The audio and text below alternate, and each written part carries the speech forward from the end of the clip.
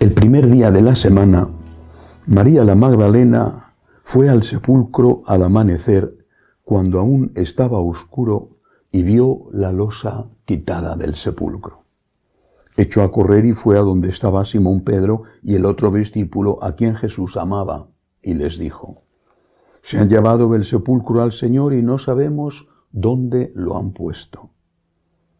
Estaba María fuera junto al sepulcro llorando. Mientras lloraba, se asomó al sepulcro y vio 2 ángeles vestidos de blanco, sentados, uno a la cabecera y otro a los pies, donde había estado el cuerpo de Jesús. Ellos le preguntan: «Mujer, ¿por qué lloras?». Ella les contesta: «Porque se han llevado a mi Señor y no sé dónde lo han puesto». Dicho esto, se vuelve y ve a Jesús de pie, pero no sabía que era Jesús. Jesús le dice: «Mujer, ¿por quién lloras? ¿A quién buscas?». Ella, tomándolo por el hortelano, le contesta: «Señor, si tú te lo has llevado, dime dónde lo has puesto, y yo lo recogeré». Jesús le dice: «María». Ella se vuelve y le responde: «Rabuní», que significa maestro. Jesús le dice: «No me retengas, que todavía no he subido al Padre, pero anda, ve a mis hermanos y diles: subo al Padre mío y Padre vuestro, al Dios mío y Dios vuestro». María la Magdalena fue y anunció a los discípulos: «He visto al Señor», y ha dicho esto. Palabra del Señor. Gloria a ti, Señor Jesús. María Magdalena, Santa María Magdalena, es una conversa. Yo creo que todos los primeros cristianos son conversos. Conversos en el sentido de que se encontraron con Cristo y se convirtieron de la vida que llevaban, en algún caso, o de la fe que tenían. María Magdalena es una conversa de la vida que llevaba. Otros fueron conversos intelectuales, un San Pablo, por ejemplo. Ella, no sabemos muy bien, los biblistas no se han puesto de acuerdo, no saben muy bien quién era, aparte de que era de la ciudad de Magdala, posiblemente en el entorno del lago de Tiberíades. Pero no sabemos si era una prostituta, como dice la tradición, o una persona enferma de la que el Señor expulsó 7 demonios, no sabemos. Pero fue una conversa, en el sentido de que al encontrarse con Jesús cambió su vida. Repito, no sabemos si era una vida de pecado o una vida de enfermedad. Cambió su vida y se dio cuenta de cuánto le debía a esa persona que la había rescatado del tipo de vida que llevara, sea un problema de salud o un problema de pecado. Los conversos, por lo menos los conversos de tipo moral, y yo creo que también los conversos intelectuales, son personas muy agradecidas. Son conscientes de lo que tenían y de lo que tienen, de dónde venían y de dónde están. Quizá el que ha vivido siempre en la fe no se da cuenta del don que tiene.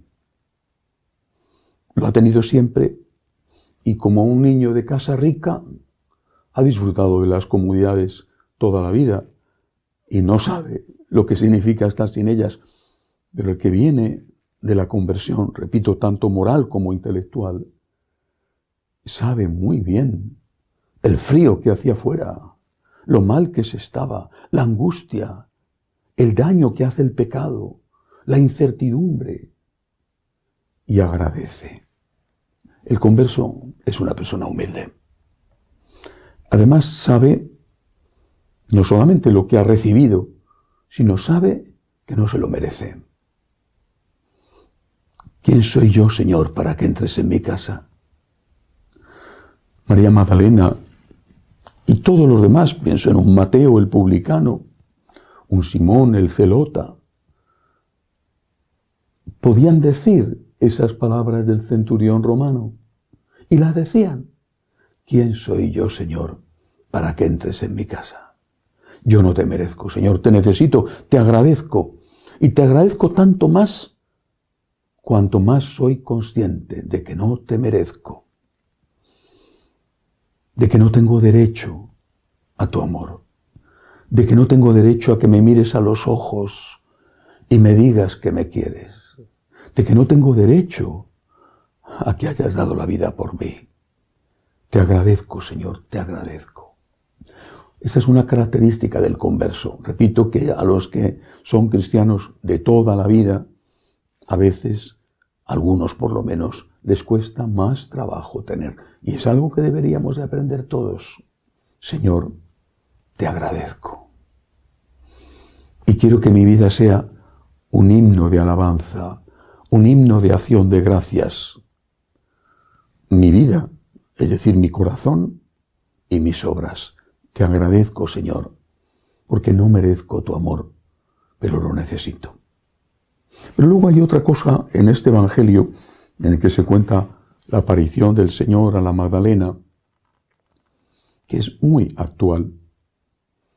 Esta mujer que amaba a Jesús con este amor de agradecimiento, que experimentaba y había experimentado a Jesús como su Salvador, sin embargo no tenía fe. Supongo que ella también, como los apóstoles, había escuchado lo de que al tercer día iba a resucitar, pero no tenía fe. Tenía amor a Jesús.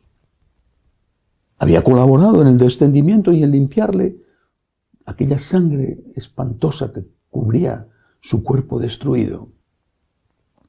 Había ido esa mañana, a la mañana de Pascua, a continuar con una tarea de embalsamiento que había tenido que hacer a toda prisa. Tenía amor a Jesús, agradecimiento, pero no tenía fe. Y por eso dice esta frase, y se la dice a Jesús sin reconocerle, señal de que el cuerpo glorioso, el cuerpo resucitado, no es igual que el cuerpo en el momento en que morimos, sino más allá de lo desfigurado que estuviera el cadáver, le habría reconocido. Le va a reconocer, en cambio, curiosamente, por la voz, porque la voz es algo que cambia muchísimo menos en los adultos a lo largo de la vida. Pero cuando no le ha reconocido, le pregunta, creyendo que es el hortelano: se han llevado a mi Señor y no sabemos dónde le han puesto. Esta es una frase que dicen muchos católicos hoy. Se han llevado a mi Señor y no sabemos dónde le han puesto. ¿Qué dolor hay detrás de esta frase? En la Magdalena y en los católicos. Quizá no son conscientes de lo que están expresando, pero lo expresan muy bien. ¿Dónde está Jesús? ¿Dónde está Jesús? ¿Dónde han puesto a Jesús? Estoy en contra de que hayan quitado los sagrarios de los templos.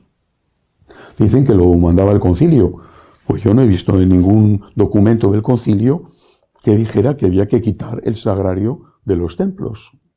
Hay que dar importancia al altar, pero no por eso había que quitar el sagrario del templo. Cuando un fiel laico entra en una iglesia, que normalmente lo hace el domingo, la mayoría, ¿dónde está Jesús? En una capilla lateral, a veces incluso en un edificio aparte, en una capilla lateral pequeña, donde la mayor parte de esos fieles no van a entrar, no ven a Jesús. No ven la luz roja que ha existido toda la vida junto al tabernáculo y que indica que allí está Cristo. No ven a Jesús. Esto es solo un pequeño ejemplo. Y después en las predicaciones se habla muchas veces de todo, menos de Cristo, del amor a Cristo, del amor de Cristo, de la vida eterna. Se habla muchas veces de política, en un sentido o en otro. y de otras cosas que son importantes. La caridad, la ayuda a los pobres, todo eso. Pero ¿dónde está Jesús? ¿Cómo se inflama el corazón de esa persona para que ame al Señor y por amor al Señor ame al prójimo? A veces he tenido la impresión de que en las emisoras de radio protestantes de Latinoamérica se hable más de Cristo que en las emisoras católicas. Y no solamente en las de Latinoamérica. El fútbol es mucho más importante que la palabra de Dios a la hora de elegir el sector de emisión que llega a más gente. ¿Dónde está el Señor?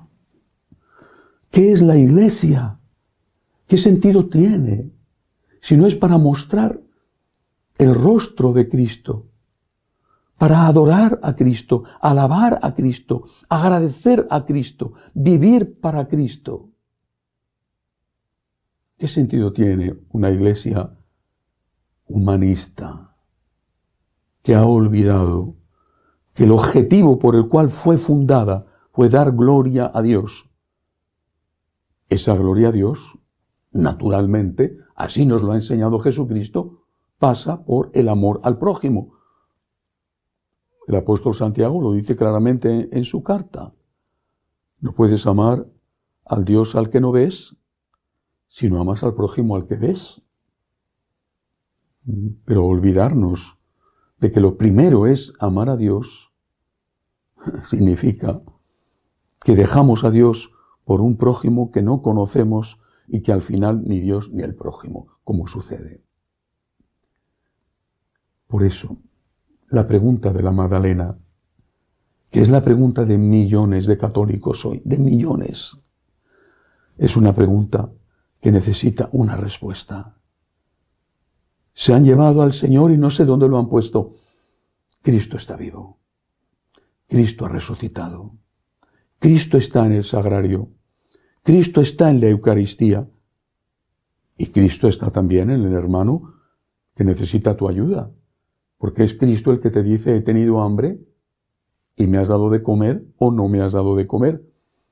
Pero Cristo está vivo en la Eucaristía para ser adorado, para caer de rodillas llenos de gratitud, para decirle al Señor con el corazón en la mano, sin ti, Señor, me habría hundido. ¿Qué sería de mi vida sin ti, Señor? Gracias, eternamente gracias, Señor. Que así sea.